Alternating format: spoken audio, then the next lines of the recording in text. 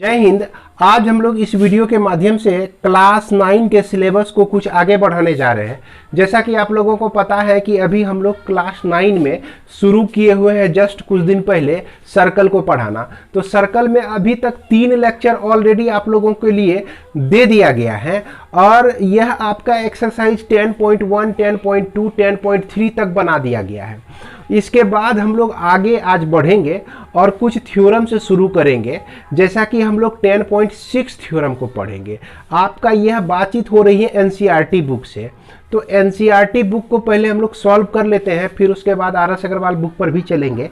तो इसमें यह थ्योरम 10.6 पढ़ने से पहले एक जानकारी आप लोगों को देना जरूरी है कि अगर कोई लाइन दिया गया है, ठीक है, ये लाइन आपका ए बी है और यह पॉइंट आपका पी है, तो इस पॉइंट पी से लाइन ए बी की दूरी, तो लाइन ए बी की दूरी जो है डिस्टेंस, कहने का मतलब कि यह आपका एल पी एल, ये पी एल 1 और यह आपका पी एल 2 और यह आपका पी एल 3, तो ये सभी तो डिस्टेंस ही है ना, पी से ए लाइन ए बी की दूरी। तो लेकिन यहां पर हम कौन सा डिस्टेंस को लेंगे करने के लिए ध्यान दे दीजिएगा, थोड़ा सा ध्यान रखिएगा कि P से लाइन का जो परपेंडिकुलर डिस्टेंस होगा ना, वही आपका यह distance between point and line हो जाएगा। तो distance between point and line A B, line आपका ए बी, पॉइंट आपका पी, तो क्या हो जाएगा भाई, पी एल हो जाएगा। ये चूंकि पी एल जो है परपेंडिकुलर है किस पर, ए बी पर, तो इसीलिए पी एल को सेलेक्ट करेंगे, बाद बाकी सबको गर्दनियां देके भगा देंगे, बोले भागो, पी एल 2 भी भागो, पी एल 1 भी भागो, पी एल 3 भी भागो, सबको भगा देंगे। तो समझ गए होंगे। और यहाँ पर जब भी हम पूरे चैप्टर में, कहने का मतलब अब जो चीज़ आपको पढ़ाने जा रहे हैं, जहां डिस्टेंस की बात करते हैं तो वहां दिमाग में ये चीज आ जाना चाहिए कि परपेंडिकुलर डिस्टेंस की बात कर रहे हैं सर। तो क्लियर है। तो इसमें जो है थ्योरम आपका 10.6 हम लोग देखते हैं, जैसा कि आप लोग बोर्ड पर भी देख सकते हैं, है ना, फिगर आपका आ गया होगा बोर्ड पर। 10.6 कहता है कि equal chords of a circle are equi distance from the centre. या ऐसे भी पूछा जा सकता है कि equal chords of congruent circles are equi distance from the centres. यानी कि यहां दो कंडीशन है। ये एक कंडीशन है, पहला सिचुएशन है आपका कि equal chords of a circle, दो कॉर्ड है आपका सर्कल में, ए बी और यह सी डी है, और यह ए बी जो है सी डी के बराबर है। तो यह पॉइंट से, यह जो डिस्टेंस होता है इसका सेंटर से जितना इसका डिस्टेंस है उतना ही डिस्टेंस इसका भी है। ये अगर ये x है तो यह भी आपका x है। अब वहीं दूसरी तरह से, दूसरे शब्दों में क्या कहता है यह कि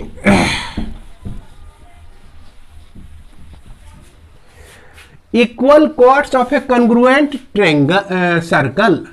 तो यहां पर आप दो सर्कल लेते हैं, एक COR लेते हैं और एक CO' लेते हैं, और यह दोनों सर्कल जो है आपका कॉन्ग्रुएंट है।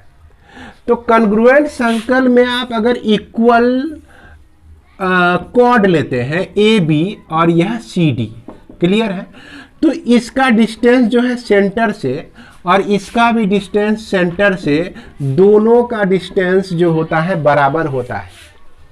बात मिला जुला के वही है। इसमें सिर्फ दो सर्कल ले लिया और इसमें एक ही सर्कल में दो दो कॉर्ड को ले लिया, क्लियर है।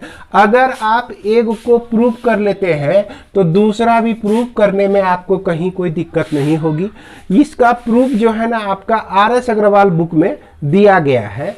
हालांकि आर.एस. अग्रवाल और एनसीईआरटी को मैं मिला के पढ़ा रहा हूँ। एनसीईआरटी में सिर्फ थ्योरम का स्टेटमेंट दिया गया है। आइए हम लोग देखते हैं, इसका प्रूफ देखते हैं। तो इसमें जो है प्रूफ सब इसका ही देख लेते हैं हम लोग। अगर इसका प्रूफ सीख जाएंगे तो इसको भी, यह भी पता हो जाएगा।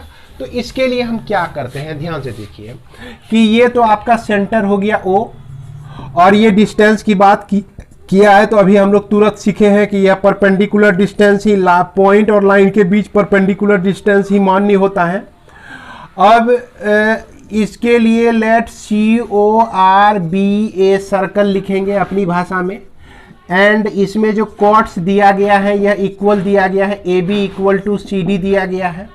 तो निश्चित रूप से half of AB equal to half of CD भी लिख सकते हैं।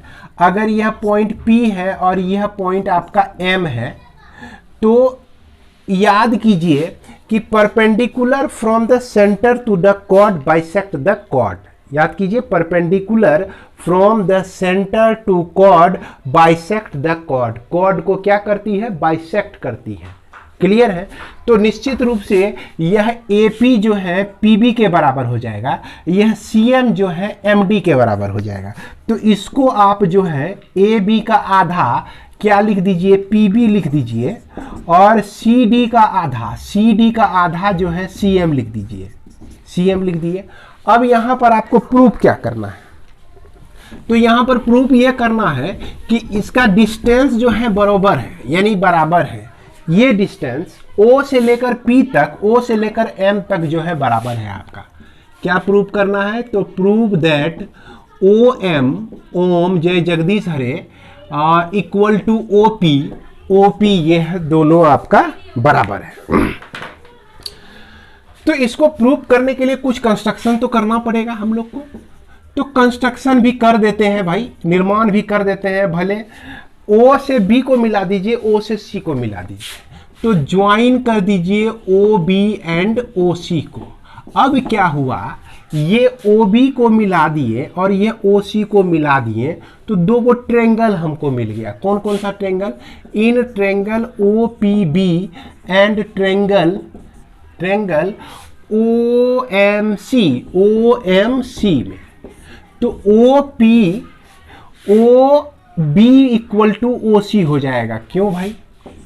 OB इक्वल टू OC हो जाएगा। क्यों भाई? क्योंकि रेडियाई ऑफ सेम सर्कल का रेडियाई है ये जो है आपका, यह भी रेडियस है, यह भी रेडियस है। उसके बाद PB इक्वल टू CM है, तो यह PB इक्वल टू CM है। यह देखिए आप तुरंत प्रूव्ड कर चुके हैं यहाँ पर, यहाँ पर PB इक्वल टू CM को प्रूव कर चुके हैं। मक्खी बढ़ जाता है कैमरा पे। तो PB इक्वल टू CM हो गया। क्लियर है? पता नहीं अब कितना देर से बैठा था। तो ये हो गया आपका। इसके बाद ये 90 डिग्री का है, angle OPB equal to angle OMC equal to 90 degree. अब देखिए ट्रेंगल OPB जो है कन्ग्रुएंट हो जाएगा ट्रेंगल OMC के बाय RHS रूल। किस रूल से? RHS रूल से जो है यह आपका कन्ग्रुएंट हो जाएगा। जब ये कन्ग्रुएंट हो गया तो हम कह सकते हैं कि यह जो OP है यह OM के बराबर हो गया बाय CP/CT से, यह दोनों बराबर हो जाएगा। क्लियर है? अब यहाँ पर देखिए कि कन्ग्रुएंट फिगर के लिए दो सर्कल हम लोग बनाए थे, तो दो सर्कल के लिए सेम प्रूफ होगा। अगर ये सब नाम आप सेम देते हैं तो सेम प्रूफ होगा, सेम प्रोसेस होगा। क्लियर है? और उसके बाद जो है आप लोग खुद कोशिश जरूर कीजिएगा, ठीक ना? तो यहाँ पर आप कमेंट में भी लिखिएगा कन्वर्स ऑफ 10.6, कन्वर्स ऑफ क्या लिखिएगा कमेंट में? कन्वर्स ऑफ 10.6 का जो है 10.6 का और लिख के आप ओके लिख दीजिएगा, तो हम समझेंगे कि बना लिए हैं। और 10.6 लिख के और लिख के ये नॉट ओके लिख दीजिएगा, तो हम समझ जाएंगे कि आप लोग नहीं बनाए हैं। ठीक ना? उसको भी हम कभी मौका मिलेगा तो फिर से बता देंगे। और इसी में आपका एक थ्योरम है 10.7। तो 10.7 थ्योरम आपका क्या कहता है, इसका स्टेटमेंट पे जरा सा ध्यान दीजिएगा। तो 10.7 कहता है क्या कि chords equi distance from the centre of the circle are equal in length. अगर कॉर्ड्स जो है आपका equi distance from the centre हो, सेंटर से इक्वी डिस्टेंस पे हो, तो वह उसका जो कॉर्ड होता है, कॉर्ड की लंबाई बराबर होती है। जैसा कि आप लोग देख सकते हैं बोर्ड पर आपका क्वेश्चन आया होगा मेरे ख्याल से। तो यह आपका 10.7 में इस फिगर को हम बनाते हैं। यह कहता है कि दो कॉर्ड है, एक कॉर्ड यहाँ है और एक कॉर्ड यहाँ है। ये आपका AB है और यह आपका CD है। और ये दोनों कॉर्डवा जो है यहाँ से जितना दूरी पर है उतना ही दूरी पर ये भी है, ये भी कॉर्डवा है, ठीक ना। अब ये कहता है कि जब कॉर्ड का डिस्टेंस इक्वल है तो प्रूव कीजिए कि यह जो आपका AB है यह CD के बराबर होगा। तो इसमें जो जो चीज़ दिया गया है उसको तो आप लिख सकते हैं, यानी कि इंट्रो को जो है आप खुद लिखें। राइट योर सेल्फ जैसे हम लोग लिखते आ रहे हैं। क्लियर है, लिख दिए। अब इसमें प्रूफ क्या करना है, तो यहाँ प्रूफ करना है कि AB इक्वल टू जो है CD है, ये प्रूफ करना है। अब इसमें कंस्ट्रक्शन हम लोग क्या डालते हैं, कंस्ट्रक्शन हम लोग डालते हैं कि join OB OC and OP perpendicular to AB, और उसके बाद OM, ये OM परपेंडिकुलर टू CD। चलिए ये सब हम लोग लिख दिए। लिखने के बाद देखिए दो गो ट्रेंगल बन गया, ये एक ट्रेंगल और ये एक ट्रेंगल। तो इस ट्रेंगल में हम लोग लेते हैं OPB में लेते हैं, और यहाँ पर ट्रेंगल लेते हैं OPB लिखे हैं तो OMC लिखेंगे, OMC लिखेंगे। OPB में देखिए कि ये डिस्टेंस हमको इक्वल दिया गया है, इसका OP जो है इसके OM के बराबर दिया गया है। क्लियर है, ये तो हो गया आपका गिवन। इसके बाद निश्चित रूप से ये 90 होगा, ये 90 होगा, तो angle OPB equal to angle OMC जो है यह 90 डिग्री हो गया। एक साइड ये देखिए, ये एक साइड ये देखिए, ये आपका OB इक्वल टू OC हो जाएगा। यह radii of same circle, radii of same circle. तो बताइए ये दोनों ट्रेंगल कॉन्ग्रुएंट हो जाएगा कि नहीं। एक 90 मिला, एक साइड मिला, एक साइड मिला, RHS से कॉन्ग्रुएंट हो जाएगा। तो देयरफॉर ट्रेंगल OPB है ना कॉन्ग्रुएंट हो जाएगा triangle OMC by RHS rule से, RHS रूल से यह जो है कॉन्ग्रुएंट हो जाएगा। अब बताइए अब क्या लिख सकते हैं, PB इक्वल टू MC लिख सकते हैं कि नहीं। तो PB इक्वल टू MC लिख सकते हैं बाय CPCT से, CPCT से। उसके बाद 2 into PB equal to 2 into MC लिख सकते हैं कि नहीं, कोई दिक्कत नहीं है। तो PB plus PB equal to MC plus MC लिख सकते हैं। अब यहाँ पर देखिए एक PB को हम AP के बराबर लिख सकते हैं, AP प्लस PB हो गया, और एक MC को जो है, एक MC को हम DM के बराबर लिख सकते हैं, DM के बराबर लिख सकते हैं, DN प्लस MC। तो अब देखिए AP प्लस PB जो है टोटले AB को दे दिया, AB को दे दिया, और DM प्लस MC जो है टोटल CD को दे दिया। अब पूछिएगा सर यहाँ बराबर कैसे हुआ, तो बराबर इसलिए होता है कि बच्चों एगो थ्योरम पढ़े थे, perpendicular from the centre to the chord bisect the chord, है ना। Perpendicular from the centre to chord bisect the chord, chord को क्या करती है, बाइसेक्ट करती है, और डिस्टेंस निकाले हैं तो परपेंडिकुलर ही होगा, डिस्टेंस कहने का मतलब परपेंडिकुलर ही होगा। तो इस तरह से हम लोग इसको भी सॉल्व कर सकते हैं। इसके बाद जो है आप लोग देखिए अपने बुक में, NCERT बुक में एग्जाम्पल नंबर 2 को। तो बच्चों यहाँ पर एग्जाम्पल नंबर 2 NCERT बुक का, जैसा कि क्वेश्चन आपको संभवतः बोर्ड पर दिखना चाहिए, कह रहा है कि if two intersecting chords of a circle makes equal angle with the diameter passing through the point of intersection, prove that the chords are equal। तो एक सर्कल हो गया और टू इंटरसेक्टिंग कॉर्ड्स, तो दो इंटरसेक्टिंग कॉर्ड्स है आपका।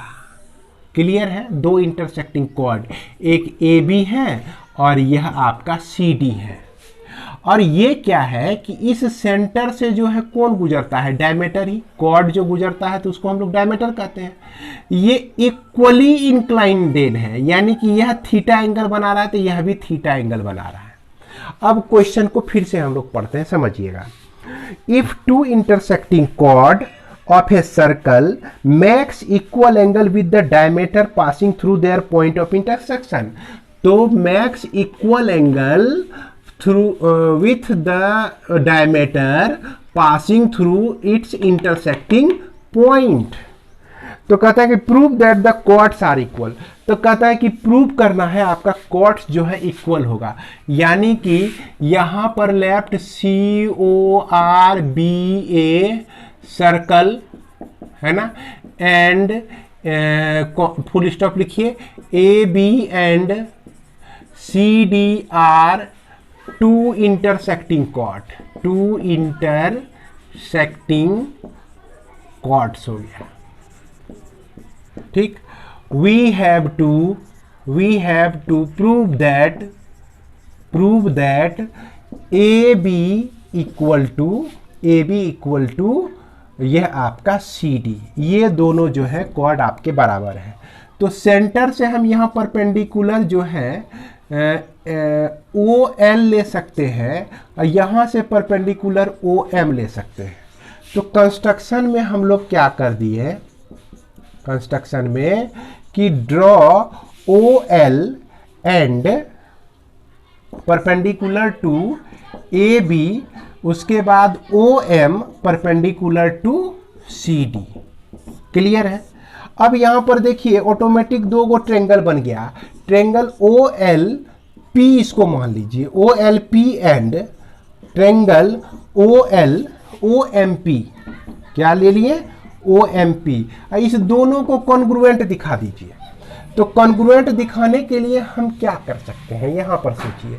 तो ये तो हो गया, कॉमन हो गया, क्लियर है। और ये दोनों एंगल जो है आपका बराबर है, ये दोनों एंगल जो है दिया गया है बराबर है। अब इसके बाद जो है यह परपेंडिकुलर है, तो यहां 90 डिग्री है, यहां भी 90 डिग्री है।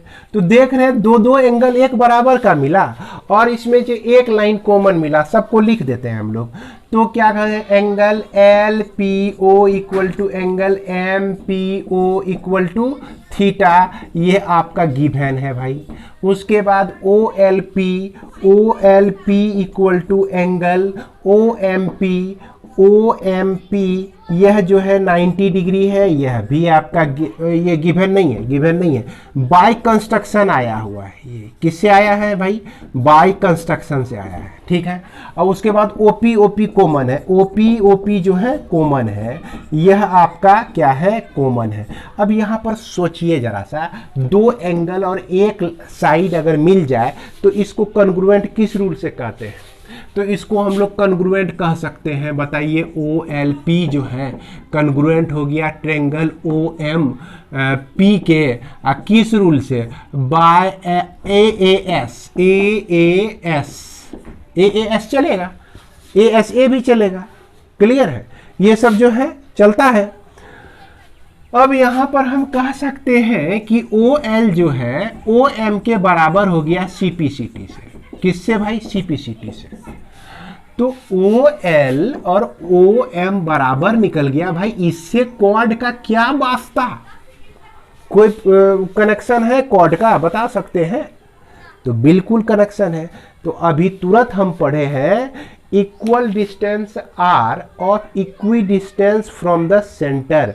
इक्वल कॉर्ड जो होते हैं सेंटर से इक्वल दूरी पर होते हैं, चाहे वह दो कॉन्ग्रुएंट सर्कल हो या दो कॉर्ड आपका इक्वल हो। और जब यह इक्वल डिस्टेंस पे है कि नहीं, जब यह इक्वल डिस्टेंस पे है तो इसका मतलब कॉर्ड भी आपका क्या होगा, इक्वल ही होगा। तो हम यहाँ पर अंत में लिख सकते हैं कि both chords AB and CD are